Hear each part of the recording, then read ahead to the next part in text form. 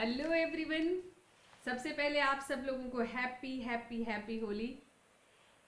तो पिछले कई दिनों से हम लोग इस सीरीज में पढ़ रहे हैं गुप्तोत्तर काल और पूर्व मध्य काल। इस पीरियड को हम लोग कहते हैं पोस्ट गुप्ताज पीरियड या अर्ली मेडिवल पीरियड। तो आज इस पीरियड के बारे में मैं आपको टॉप 5 फैक्ट्स बताने जा रही हूँ, जो कि आपको अगर याद रहा तो यहाँ से क्वेश्चन जरूर आएगा। और यहाँ से जिस सेक्शन से मैं आपको ये फैक्ट कराने जा रही हूँ वहाँ से क्वेश्चन पहले भी पूछा गया है, जैसे कुलेवाप, द्रौड़वाप, क्वाइंस पूछे गए हैं। तो यहाँ से जैसे क्वेश्चन आप लोग को पूछा जाता है, एक सेकेंड, यस पेन, ओके। तो स्टार्ट करने से पहले this is all about me, और आप मुझसे यहाँ पर जुड़ सकते हैं। रिंकू लाइव मेरा कोड है। इस कोड को यूज करके आप अनअकैडमी का सब्सक्रिप्शन लीजिए, क्योंकि ये होली ऑफर चल रहा है। होली के बाद खत्म हो जाएगा, फ्लैट 50% ऑफ। तो फ्लैट आपके सभी जितने भी सब्सक्रिप्शन है, तो आप एक फाउंडेशन बैच लेते हैं, आपको सब मिलेगा। प्रीलिम्स प्लस मेंस का कंप्लीट प्रिपरेशन टेस्ट सीरीज के साथ 50% of plus 6 month free extension, यानी 6 महीने आपको फ्री में मिलेंगे। तो देखिए ये ऑफर है Holi offer. 12 months GS plus CSAT, 18 months GS plus CSAT, GS plus CSAT plus optional, ये 12 मंथ्स, ये 18 मंथ्स, जिसमें आपको टॉप एजुकेटर्स की क्लासेज, 1-to-1 मेंटरशिप और टेस्ट सीरीज मिलेगा इवेल्युएशन के साथ। तो जल्दी कीजिए, अब होली खत्म होने वाला है, यानी आज होली है फिर छोटी होली, तब तक आप डिसाइड कर लीजिए। ओके, तो आज होली है तो इसलिए भारी भरकम टॉपिक न लेकर मैंने ये टॉपिक चूज किया है, टॉप 5 फैक्ट्स। ओके, तो सबसे पहले फैक्ट की बात करते हैं। व्हाइट में सबसे बेटर दिखता है। पहला फैक्ट, हम लोग बात कर रहे हैं पूर्व मध्य काल या फिर गुप्तोत्तर काल। तो इस पीरियड में किसानों के बारे में हम बात करेंगे, फार्मर्स। इस समय जो किसान थे, जो फार्मर्स थे, उनको 2 कैटेगरी में बांटा गया था किसानों को। यहां से टर्मिनोलॉजी मिलेगी आपको। तो एक स्वतंत्र किसान होते थे, इंडिपेंडेंट स्वतंत्र किसान यानी जो किसी के अधीन नहीं, अपनी भूमि पर स्वतंत्र होकर खेती करते थे। इनको क्या कहते थे? तो इनको कहते थे कुटुंबी। तो आपको क्या याद रखना है? ये कुटुंबी याद रखना है आपको, ठीक। दूसरे तरह का जो किसान होता था, वो बटाई पर खेती करते थे। दूसरे की भूमि लेकर बटाई पर खेती करते थे, यानी किसी के अधीन, बटाई अधि इस पर, तो बटाई पर खेती करने वाले, ठीक। तो बटाई पर खेती करने वालों को क्या कहते थे? टर्मिनोलॉजी तो वहीं से मिलेगी। तो बटाई पर खेती करने वालों को कहते थे त्यद्ध सिरिन, ठीक। त्यद्ध सिरिन या फिर इनको क्या कहते थे? सिरिन कहते थे। तो आपको क्या याद रखना है? आपको टर्म्स आजकल पूछे जा रहे हैं कि ये किससे रिलेटेड है। त्यज सिरिन निम्नलिखित में से किससे रिलेटेड है, आप लोगों को पूछा जाएगा। तो ये आपको बहुत क्या करेगा, ये जो है टर्मिनोलॉजी अगर याद रहा तो आपको इससे बहुत मदद मिलेगी, बहुत ज्यादा मदद मिलेगी ये, ठीक। तो 2 तरह के किसान, स्वतंत्र किसान, बटाई पर खेती करने वाले किसान। पूर्व मध्य काल में, गुप्तोत्तर काल में स्वतंत्र किसान को कुटुंबी कहते थे, और बटाई पर खेती करने वालों को त्यद्ध सिरिन, त्यद्ध सिरिन, ठीक। त्यद्ध सिरिन या सिरिन। याद रखिएगा, इंग्लिश में भी ये टर्मिनोलॉजी नहीं चेंज होगा, टर्मिनोलॉजी जो है क्या रहेगा? सेम रहेगा, ठीक। तो याद रहेगा आप लोगों को, मतलब इतनी बार मैंने पूछ लिया कि अब तो आपको याद ही रहेगा। अब बात करते हैं हम लोग सेकंड फैक्ट। ठीक, तो व्हाइट कलर का पेन आपके लिए ज़्यादा कंफर्टेबल रहेगा, आई नो। तो सेकेंड फैक्ट में हम लोग किस पर बात कर रहे हैं, तो हम लोग बात कर रहे हैं ट्रेड पर, व्यापार पर। ठीक, तो इस समय व्यापार की अगर हम लोग बात करें तो हम इसको बांट देते हैं उत्तर भारत और दक्षिण भारत। तो उत्तर भारत में कौन कौन से केंद्र रहे और वहां पर क्या फेमस था, एक बार क्वेश्चन काफी पहले यहां से पूछा जा चुका है। तो इस समय जो है बंगाल एक बहुत ही प्रसिद्ध केंद्र था व्यापार का। तो बंगाल से क्या क्या ट्रेड होता था, मलमल, पान सुपारी एक साथ भी याद कर सकते हैं। ठीक, सन जिसको तत्सम संस्कृत में स्वर्ण कहते हैं, सन और मगध भी एक बड़ा केंद्र था। तो मगध आज भी किसके लिए मगध का क्षेत्र फेमस है, तो मगध चावल के लिए, चावल की खेती होती थी। कलिंग भी किसके लिए फेमस था, तो चावल, कलिंग यानी उड़ीसा, ये भी चावल के लिए फेमस था। मालवा ये गन्ना के लिए, मालवा किसके लिए, तो ये गन्ना के लिए। ठीक, मालवा से अगर आगे हम लोग बढ़े, मालवा में गन्ना ही नहीं, गन्ना के साथ आप ये भी अफीम की बहुत होती थी। ठीक, अफीम।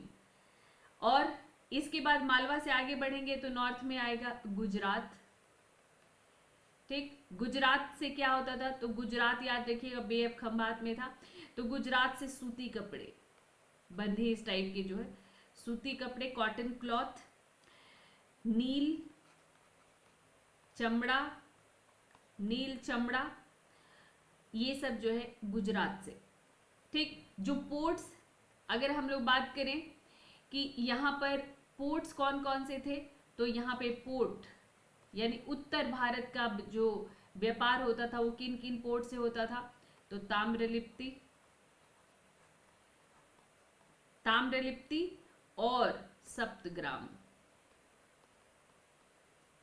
ये दोनों कहां पर है, आपसे पूछा जाएगा कि ये दोनों कहां पर है, तो ताम्रलिप्ति सप्तग्राम दोनों बंगाल में। सप्तग्राम आज भी सप्तग्राम के नाम से जाना जाता है, ताम्रलिप्ति को तामलुक के नाम से जाना जाता है। दक्षिण भारत किसके लिए फेमस था, तो वही प्राचीन काल से मोती, मसाले, लगभग सभी, मतलब जो इसमें वेस्टर्न कोस्ट था वो मसाला के लिए, ठीक है, और जो ईस्टर्न कोस्ट था उसमें जो है मोती रहा। ठीक है, तो मोती, मसाला, चंदन, मोती, मसाला, चंदन और मूल्यवान पत्थर के लिए, जिसमें जो है सूती कपड़ा भी, कॉटन, लेकिन इस पीरियड में ये ज्यादा, ठीक, सूती कपड़ा भी रहा जो कि चोलों के राज्य से होता था। मोती, मसाले, चंदन, पत्थर ज्यादा रहा। हम बात कर रहे हैं प्री मेडिवल पीरियड की, याद रखिएगा, कोई प्रीवियस ज्ञान हो तो उसे इसको जो है आप कंपेयर मत करना, बदलता है समय। तो प्री मेडिवल पीरियड की। अच्छा, यहां पर जो कोस्ट रहे, कोस्ट यानी जो तट जहां से ये बंदरगाह होता था, तट यानी पोर्ट। तो पोर्ट कौन कौन से रहे, तो पोर्ट की अगर हम लोग बात करते हैं तो यहाँ पर जो पोर्ट रहे आपके, ये जो हैं, यहाँ पर देखो, ये भड़ौच भूल गई हूँ, यहाँ पर भड़ौच भी ऐड करना। पोर्ट यहाँ से दक्कन से शुरू हो जाते थे, तो दक्कन से शुरू हो गए तो सुपारा, देवल। सुपारा और देवल कहां पर है, अगर आप लोगों से पूछा जाएगा कि सुपारा और देवल ये कहां पर है, तो सुपारा और देवल ये जो है महाराष्ट्र में है। और इसके अलावा अगर हम लोग नीचे जाते हैं तो नीचे अगर हम लोग गए तो यहाँ पर आपका पूर्वी तट पर अरिकामेडु, पश्चिमी तट पर मुशीरी, तो ये जो है अरिकामेडू, अरिकामेडू को हम लोग कहते हैं पौंडीचेरी, है ना। तो ये जो है कुछ क्या थे, तो ये कुछ फेमस बंदरगाह थे, ठीक। ये फेमस बंदरगाह रहे आपके, तो इन सबको आप लोग जो है याद रखिएगा, ठीक। ये सब मैं देख रही थी, सारा कुछ लिख दिया है ना, ये सब मैं चेक कर रही थी। तो दक्षिण भारत, ठीक। ये इसमें जैसे यहाँ पर सोपारा और देवल को दक्कन या पश्चिमी तट पर आप कह सकते हैं, तो पश्चिमी तट पर ये थे। तो देवल देवल देवल सोपारा, पश्चिमी तट में भड़ौच भी आ जाएगा, ये पश्चिमी तट में आपका भड़ौच भी आ जाएगा अगर अलग अलग करते हैं उत्तर भारत को।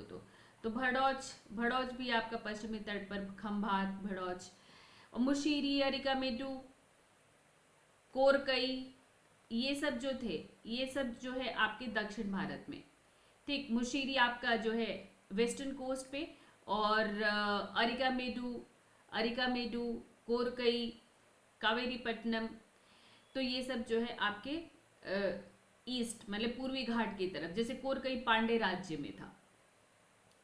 तो ये सेकेंड फैक्ट रहा हमारा, अंत तक रहिएगा। अगर आपको लगता है कि पहला और दूसरा आपको पता है, तो तीसरा डेफिनेटली आपके लिए नया रहेगा। तो अब हम लोग बात करते हैं थर्ड फैक्ट, ठीक। तो अगर हम लोग तीसरे फैक्ट की अगर हम लोग बात करें, तो तीसरा फैक्ट अब मैं आपको लेकर चल रही हूँ कहाँ पर, तो अब मैं आपको लेकर चल रही हूँ तीसरे फैक्ट में कुछ, अब हम लोग बात करेंगे किसकी, तो रिलीजन की, धर्म की, ठीक। तीसरे फैक्ट में अब आपको मैं बताने जा रही हूँ धर्म के बारे में, ठीक। तो धर्म में अगर हम लोग गुप्तोत्तर काल की बात करें, तो इस समय शैव, वैष्णव, शाक्त, सभी हिंदुइज्म, हिंदू धर्म में ये कुछ पंथ थे। बौद्ध धर्म में वज्रयान का उद्भव हो चुका है, पाल शासकों ने संरक्षण दिया था। महायान से शुरू होकर वज्रयान तक, यानी तंत्र मंत्र, बौद्ध धर्म में तंत्र मंत्र आ चुका था। जैन धर्म का भी प्रसार हो रहा था, माउंट आबू, दिलवाड़ा में जैन टेम्पल्स बनते, यानी गुजरात के शासक, कुछ राष्ट्रकूट शासक, ये सब इन लोगों ने जैन धर्म को संरक्षण दिया। लेकिन मैं आपको अभी बताने जा रही हूँ किसके बारे में, तो सिर्फ एक धर्म के बारे में बताऊंगी, वो है वीरशैव। वीरशैव, ठीक। तो ये वीरशैव जो ये धर्म रहा या पंथ रहा, आप कह लो, आप इसको वीरशैव पंथ कह सकते हो। ये शैविज्म, ठीक, ये किससे रिलेटेड था, तो ये शैविज्म से ही रिलेटेड था। तो वीरशैव जो कि लिंगायत के नाम से भी जाने गए, 12th सेंचुरी, कब, तो 12th सेंचुरी में इसका उद्भव हुआ। अगर आपसे पूछा जाए कब इसका उद्भव हुआ, तो 12th सेंचुरी। और इसके फाउंडर यानी संस्थापक कौन रहे, तो इसके संस्थापक थे वासवराज, ठीक। इसके संस्थापक वासवराज थे। इस मत के, इस पंथ के जो फॉलोअर थे वो लिंगायत के नाम से जाने गए, लिंगायत, ठीक। इसमें अक महादेवी बसवना, ठीक।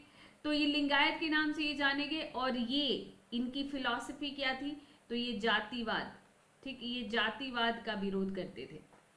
जाति प्रथा, कास्ट सिस्टम को ये नहीं मानते थे, वर्णाश्रम व्यवस्था को नहीं मानते थे, ठीक। वर्णाश्रम जो जितने भी ये यानी ब्राह्मणिकल सिस्टम को, अनटचेबिलिटी को नहीं मानते थे, ठीक। अहिंसा में विश्वास करते थे। तो वर्णाश्रम व्यवस्था, विधवा वगैरह जो चलता था, वो सब किसी भी ब्राह्मणिकल सिस्टम को, मतलब इन शॉर्ट कहो कि ये जो है धर्म और जातिवाद, इन सब का विरोध करते थे, ठीक है। ये धर्म, तो ये जो है कि इसमें अहिंसा में विश्वास करते थे ये, और ये इनका ये था कि वासव, जो जिनको वसवना के नाम से भी जानते हैं, तो ये जो वासव हैं ये कहते थे कि ये जो है मतलब संन्यास और तप करने की जरूरत नहीं है, ठीक। संन्यास या तपस्या करने की जरूरत नहीं था। इनका क्या बिलीफ था कि व्यक्ति को अपनी आजीविका श्रम से, यानी मेहनत करके अपनी लाइवलीहुड जो है श्रम मेहनत कर कर चलानी चाहिए। संन्यास लेकर बस भिक्षा मांगकर खाओ, दूसरे दूसरे ने जो अर्जित किया है उनसे मांगो, तो कहते थे नहीं, कहते थे नहीं, खुद मेहनत करो, खुद मेहनत करो अपना पेट भरने के लिए, अपने लाइवलीहुड के लिए। तो ये कहते थे कि जो है संन्यास लेकर तपस्या करोगे तो आप अपने लाइवलीहुड के लिए, अपने पेट के लिए दूसरे पर निर्भर रहोगे। तो शैव मत से संबंधित जो है एक नाम्बी अंबार भी थे, ठीक, नाम्बी आदार नाम्बी। तो नाम्बी ये 63 जो नैनार संत हुए थे, 63 नैनार संतों को भी ये मानते थे, उनको अपना पूर्वज मानते थे ये, ठीक। और इसमें जो है इनसे संबंधित जो बुक है, इनसे संबंधित जो बुक है, तो ये जो है इनकी बुक या इनको जो है टेक्स्ट कहते हैं, ग्रंथ कहते हैं। तो इनसे जो संबंधित ग्रंथ है तो पेरिय पुराणम,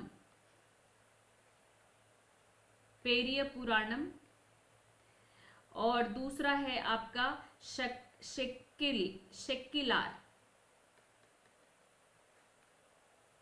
शेक्किलार, इनका जो है, ठीक है।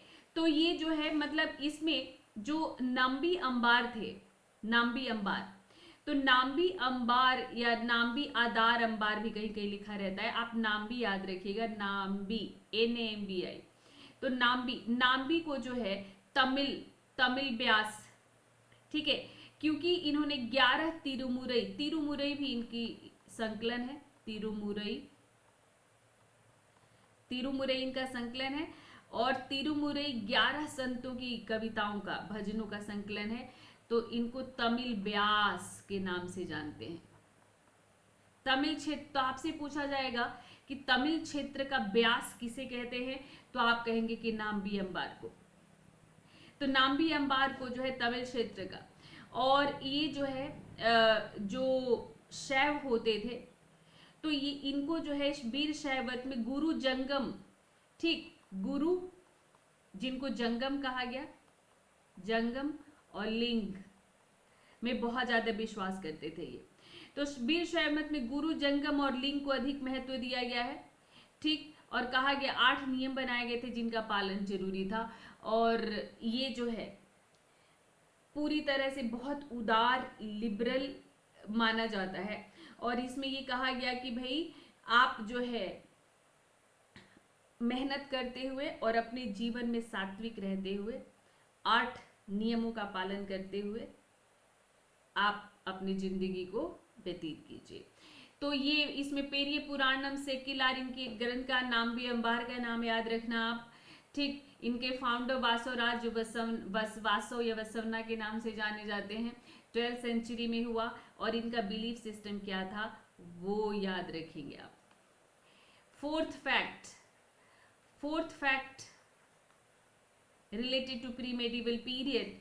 अब यहां हम लोग बात करेंगे टेम्पल्स की, घबराइएगा नहीं, टेम्पल पूरा आर्किटेक्चर नहीं बताने जा रही हूं, मैं बता रही हूं कि इस समय जो मंदिर थे, वो मंदिरों से संबंधित कुछ तथ्य बताऊंगी, कुछ फैक्ट, और यहाँ शब्दावली निकलता है वो बताऊंगी।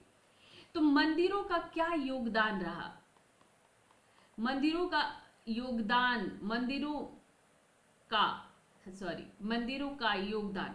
क्या रहा, और किस तरह से मंदिर चलते थे।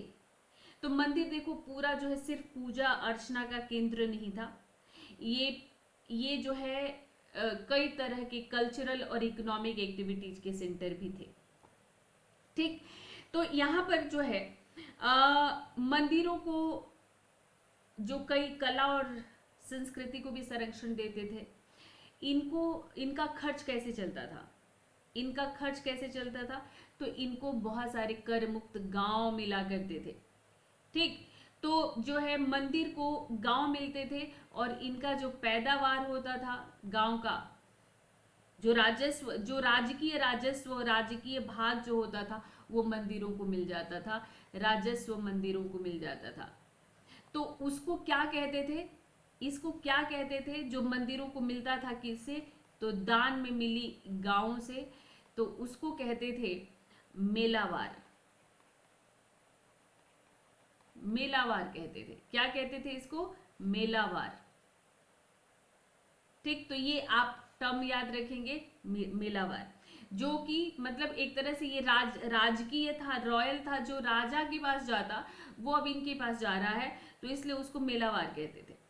ठीक, और पल्लव और चोल अभिलेखों में, पल्लव एंड चोल जो इंस्क्रिप्शन है, तो पल्लव चोल अभिलेखों में इसका नाम मिलता है परिहार। परिहार, परिहार किसको कहते थे? यानी कर मुक्त, कर मुक्त गांव है ये, कर मुक्त, टैक्स फ्री लैंड है। ये कैसा लैंड है? तो ये टैक्स फ्री लैंड है, कर मुक्त गांव है। तो मतलब करों का परिहार कर दिया गया है, तो इसलिए इसको क्या कहा गया? परिहार कहा गया। ठीक, तो मंदिर को स्थानीय लोगों से दान में मिले जो गांव हैं, ठीक, तो जो दान में मिले गांव हैं वहां से मंदिर को क्या मिलता है? तो स्थानीय लोगों से, मंदिर को स्थानीय लोगों से अनुरूपाद, यानी अब यहाँ कर मुक्त गांव है, राजा के कर्मचारी इसमें नहीं घुसेंगे, तो गांव के लोगों से, स्थानीय लोगों से कौन अब राजस्व लेगा? तो मंदिर लेगा। तो मंदिर जो राजस्व लेता था, यानी मंदिर जो टैक्स लेता था, उसको क्या कहा गया? तो उसको कहा गया अनुरूपाद। अनुरूपाद कहा गया। इसको क्या कहा गया? अनुरूपाद या दंडम। तो ये मतलब मंदिर जो उनसे टैक्स कलेक्ट कर रहा है, ठीक, तो मंदिर जो उनसे टैक्स कलेक्ट कर रहा है उसको अनुरूपाद या दंडम कहा गया, यानी कर वसूलने का, मंदिर के द्वारा कर वसूलने का अधिकार, उसको कहते थे अनुरूपाद या दंडम। ठीक है, मंदिर के स्टाफ होते थे, मंदिर में बहुत सारे स्टाफ होते थे, देवदासियां होती थी, तो मंदिर उनको सैलरी नकद न देकर मंदिर को इतनी भूमि, इतने गांव जमीन मिल जाती थी कि वो मंदिर जो है उनको क्या दिया करता था? तो मंदिर उनको भूमि ही दिया करता था वेतन के रूप में, तो उसको कहते थे वेल्ली, वेल्ली कहते थे। ठीक, तो यानी जो मंदिर जो अपने स्टाफ को, अब मंदिर जो है अपने जो है सेवकों को, कर्मचारियों को जो है, जो वेतन के बदले जो भूमि देता था उसको, देवदासियों को, उसको कहते थे वेल्ली। तो एक टर्मिनोलॉजी आपकी क्या हो गई? वेल्ली हो गई, वेल्ली। तो वेल्ली भी याद रखिएगा, वेल्ली याद रखिएगा।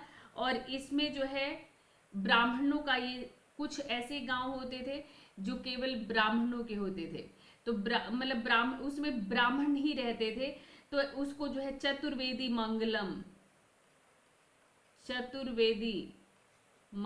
कहते थे उन गांवों को। बाकी अग्रहार, ब्राह्मणों को दान में दी गई भूमि, अग्रहार, ब्रह्मदेव आपने सुना होगा, पर ये भी एक टर्म है कि जहां पर क्या रहते थे? तो जहां पर ब्राह्मण रहते थे, केवल ब्राह्मण वास करते थे, उनको चतुर्वेदी मंगलम कहते थे। इन्नावारियम भी एक टर्म आता है। ठीक, तो let's move to the 5th fact, आज का 5वां फैक्ट। तो आज का जो 5th फैक्ट है वो किससे रिलेटेड है? तो वो रिलेटेड है आपका आश्रम व्यवस्था से। आश्रम व्यवस्था, ये जो उत्तर वैदिक काल से ही चला आ रहा था। ठीक, तो ये जो आश्रम व्यवस्था, मतलब इसको जो है राजपूत शासकों ने काफी दिनों तक फॉलो किया, और ये जो है आप कह सकते हैं कि उत्तर वैदिक काल में इसका जन्म हुआ और चला आया, जब तक कि भारत पर विदेशी शासन की स्थापना नहीं हो जाती है, तब तक काफी लोग इसको फॉलो करने की कोशिश करते रहे। तो अगर हम आश्रम व्यवस्था की बात करें, आश्रम व्यवस्था समझ रहे हो ना, 4 आश्रम, ब्रह्मचर्य, गृहस्थ, ये नहीं बताने जा रही मैं, डिफरेंट बताऊंगी, बस ये भी मैं बता दूं, कुछ स्टूडेंट कुछ शायद भूल रहे हो। तो ब्रह्मचर्य, गृहस्थ, वानप्रस्थ और सन्यास, यानी लाइफ को 4 फेज में बांट दिया गया। तो इस आश्रम व्यवस्था का सबसे पहला मेंशन, सबसे पहला उल्लेख हम कहाँ पाते हैं? तो जाबालीपनिषद में। जाबालीपनिषद, तो जाबाली याद है आपको? सत्यकामा के पुत्र सत्यकाम जाबाली, जो आप लोगों की क्लास 6 के एनसीईआरटी में दिया हुआ है। सत्यकाम जाबाली, सत्यकामा जो कि एक दासी थी, ये एक दासी पुत्र थे जाबाली, और जाबाली को कोई भी अपना शिष्य बनाने को तैयार नहीं था, क्योंकि शूद्रों को शिक्षा का अधिकार उत्तर वैदिक काल से ही छीन लिया गया था। पर गौतम ऋषि ने इनको शिष्य बनाया था, और इनके द्वारा जो वो है एक उपनिषद है, तो उसको जाबालीपनिषद कहते हैं। यानी जाबालीपनिषद में हमें पहली बार उल्लेख मिलता है आश्रम व्यवस्था का। ठीक, तो मैं आपको बताने जा रही हूँ कि जो पहला आश्रम है ब्रह्मचर्य, ठीक, जो ब्रह्मचर्य है आश्रम, तो ये बेसिकली उपनयन संस्कार होता था। उपनयन संस्कार यानी उपनयन को क्या, कौन सा संस्कार? 16 संस्कार जो गृह सूत्र में दिया है, विद्यारंभ संस्कार, यानी विद्या अब आरंभ होगा, विद्या ग्रहण आरंभ होगा। तो उसके बाद आप जो है गेरुआ बाना धारण करके, आप तब जब तक ये पूर्ण नहीं हो जाएगा, आप केश यानी बाल नहीं कटवाएंगे, शेविंग नहीं करेंगे, दाढ़ी भी वैसी रहेगी, और आप सिर्फ क्या करेंगे? गुरु के आश्रम में रहकर विद्या अध्ययन करेंगे। ठीक, तो इसमें जो है ये जो ब्रह्मचर्य वाला जो होता है, इसमें जो उस समय ये क्या कहलाते थे? तो ब्रह्मचारी, और ये 2 तरह के होते थे, ये 2 तरह के होते थे। तो एक तो वो होते थे, एक को कहते थे उपकुर्वाण, उपकुर्वाण कहते थे एक को। उपकुर्वाण का मतलब कि ये जैसे ही कंप्लीट हुआ एजुकेशन, यानी अध्ययन जैसे संपन्न हुआ, तो गुरु को दक्षिणा देकर वो आश्रम से अपने घर आ जाएगा। ठीक, और घर आएगा तो उसका समावर्तन संस्कार होगा। समावर्तन संस्कार यानी अब वो गृहस्थ आश्रम में प्रवेश करेगा। ठीक, तो गृहस्थ आश्रम में प्रवेश करेगा, तो इनको उपकुर्वाण कहते थे। और दूसरे होते थे नैष्ठिक। तो ये इनका समावर्तन संस्कार नहीं होता था, यानी ये गुरु के आश्रम में ही रह जाते थे। तो गुरु के आश्रम में ही रह जाते थे और आजीवन गुरु की सेवा करते थे। ये जो है ये सांसारिक जीवन में प्रवेश ही नहीं करते थे। ठीक, तो ये जीवन पर्यंत गुरु के समीप रहते थे, विद्या अध्ययन करते थे, बाद में आगे भी ये फिर टीचर बन जाते थे। तो इनको अंतेवासी भी कहते थे। नैष्ठिक, अंतेवासी, जो मतलब वहीं रह गए। ठीक, जो वहीं रह गए।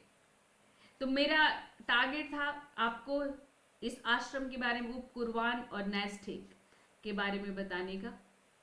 आश्रम व्यवस्था में जो ब्रह्मचारी होते थे वो 2 तरह के होते थे। तो ज्यादातर इसमें गृहस्थ आश्रम में प्रवेश कर जाते थे, समावर्तन संस्कार होता था, यानी गुरु के आश्रम से लौटते थे और इनका समावर्तन संस्कार होता था। आप मुझे जरूर बताइएगा कि ये ऐसे 5 फैक्ट्स जो मैंने आज आपको दिया ये कैसे लगे। अगर ये आपको अच्छे लगे, अगर ये आपके लिए यूजफुल था, तो मैं ऐसे ही 5 फैक्ट्स 10 फैक्ट्स आपको बीच बीच में मैं प्रीलिम्स डोज देती रहूंगी। और अनअकैडमी पर आने का प्लान कर रहे हैं आप 2025 के लिए, 2026 के लिए, तो आप आइए। आपको अलग अलग कोई कोर्स लेने की जरूरत नहीं, सिर्फ एक कोर्स लेंगे और आपको ये सब कुछ मिलेगा, आपको। तो चल रहा है इस पर जो है एक फाउंडेशन बैच आपको सब कुछ देगा और इस पर चल रहा है फ्लैट 50% ऑफ और प्लस 6 मंथ फ्री एक्सटेंशन, यानी 6 महीना फालतू मिलेगा आपको। होली ऑफर है। सभी बैचेज हैं हमारे पास, हिंदी मीडियम, इंग्लिश मीडियम, लक्ष्य batch Hindi medium, bilingual batch भी इंग्लिश बैच है। ये होली ऑफर में आप देखिए, ये 12 महीने का सी सेट प्लस जीएस और ये 18 महीने का GS plus CSAT plus optional, ये 12 महीने का, ये 18 महीने का। आप महीने महीने पे कर सकते हैं, मंथली पे कर सकते हैं, एक साथ आपको पे करने की जरूरत नहीं है। अनअकैडमी से लोन हो जाएगा, तो आप हमें संपर्क कीजिए और लोन कैसे होगा ये हम आपको बता देंगे। तो ये आपका फाउंडेशन बैच है 2025 के लिए, 27 मार्च से शुरू हो रहा है। ये लक्ष्य बैच 2025 के लिए, ये 22 मार्च से शुरू हो रहा है। और यूसीएससी है ये आपका जो है, ये तो होता रहता है, आपने संडे दे दिया होगा। ये ऑप्शनल के वाइड रेंज जो हर जगह, मतलब लगभग आपको हर जगह नहीं मिल पाता है। मेरा ये कहना है कि लगभग जो स्टूडेंट लेते हैं वो सब यहाँ पर अवेलेबल है। तो thanks for watching this session. Rinku live मेरा कोड है और आज का टाइम है। तो आप जो है, कल छोटी होली है, कल भी आपको मिलेगा, तो आप जल्दी से डिसाइड कर लीजिए। Happy Holi to all of you, enjoy, bye bye.